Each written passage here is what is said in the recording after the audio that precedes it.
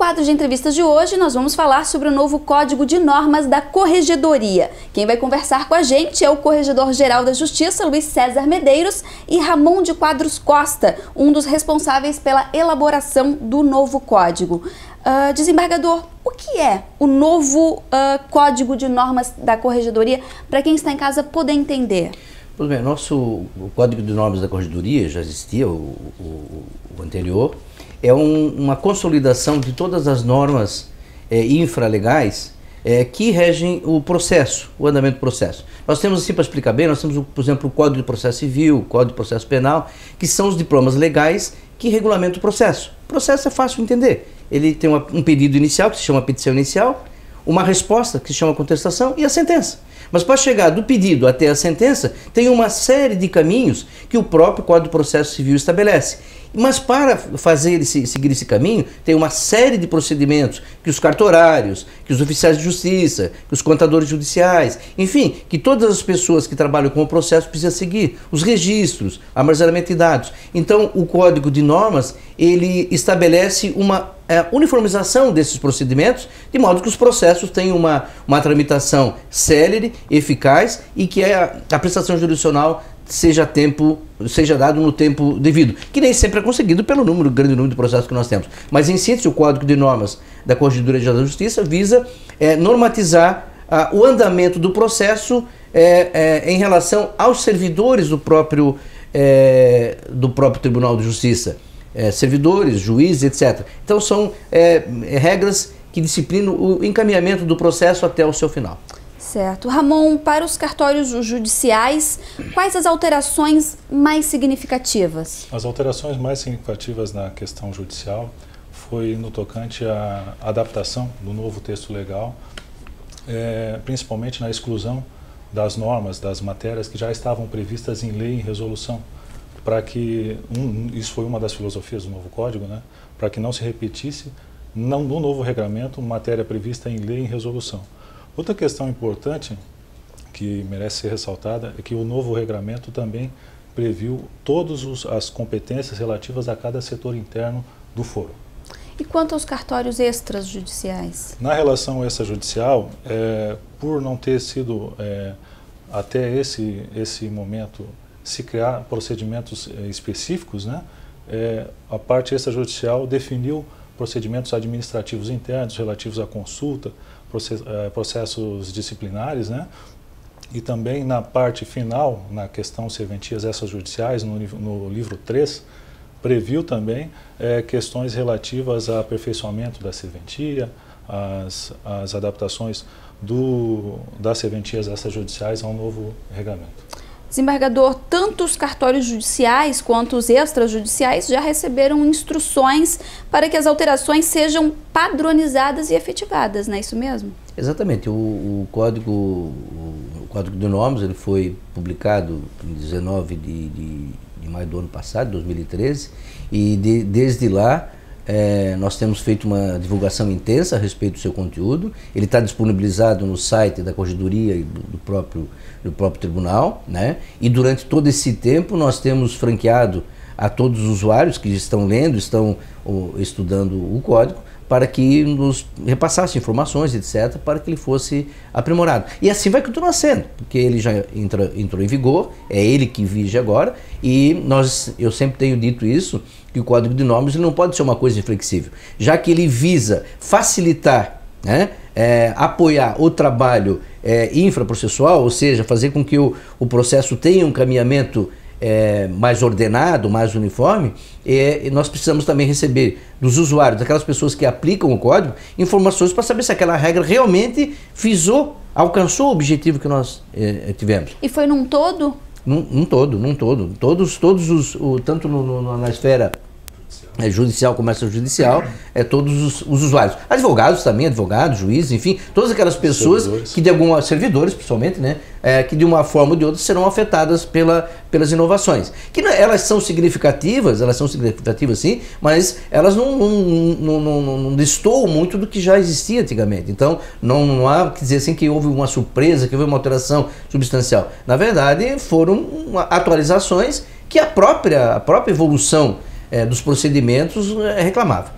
Importante isso, ter então essas sugestões dos usuários, porque é eles que vivem isso, né? Não tenha dúvida, é exatamente na aplicação prática e que nós vamos vivenciar e compreender o que possa estar acontecendo.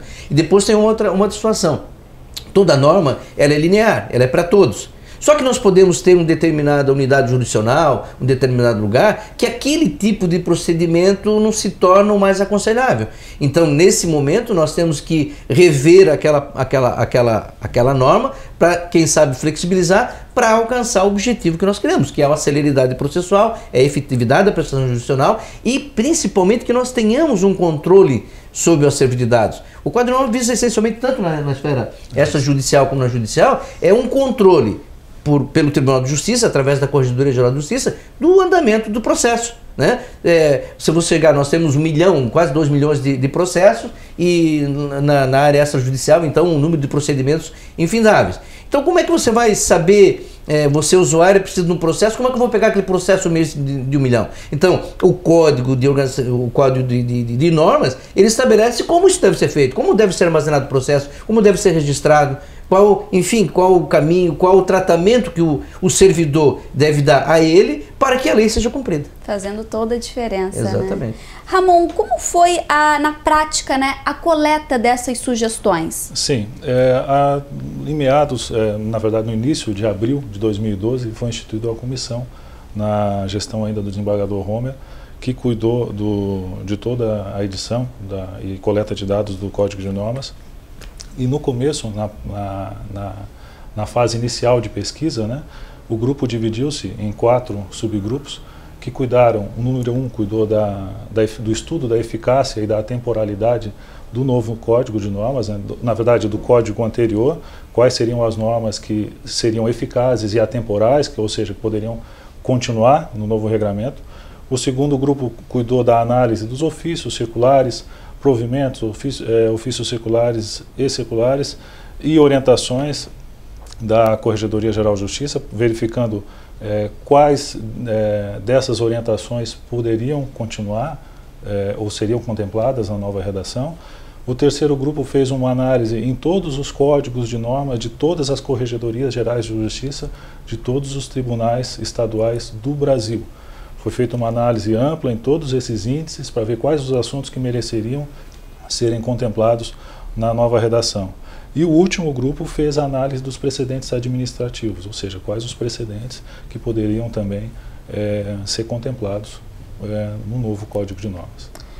Desembargador, a nova redação obedeceu alguns limites?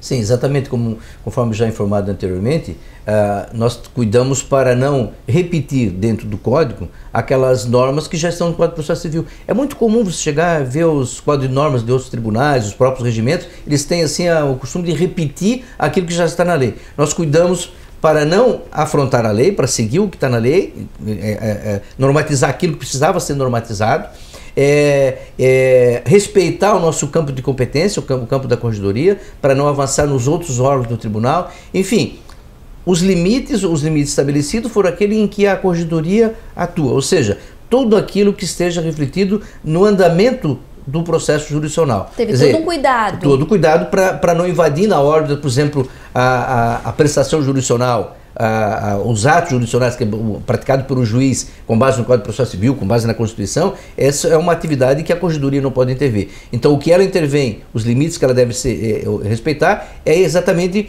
aquilo que não está normatizado no Código de Processo Civil, enfim, nos códigos, na Constituição, aquilo que não está afeto à atividade jurisdicional propriamente dita, que é atividade jurisdicional é o ato do juiz sentenciar. Então, naqueles atos decisórios, isso a Corregedoria não pode normatizar. E ela fica mais, como falei desde o começo, no aspecto infralegal, ou seja, aquilo que precisa ser normatizado para cumprir a lei, para que o juiz possa exercer com soberania a sua prerrogativa de julgar o que deve ser observado para que o processo chegue na mesa dele pronto para isso. Ramon, existe um prazo para que as novas atualizações possam ser realizadas? Não.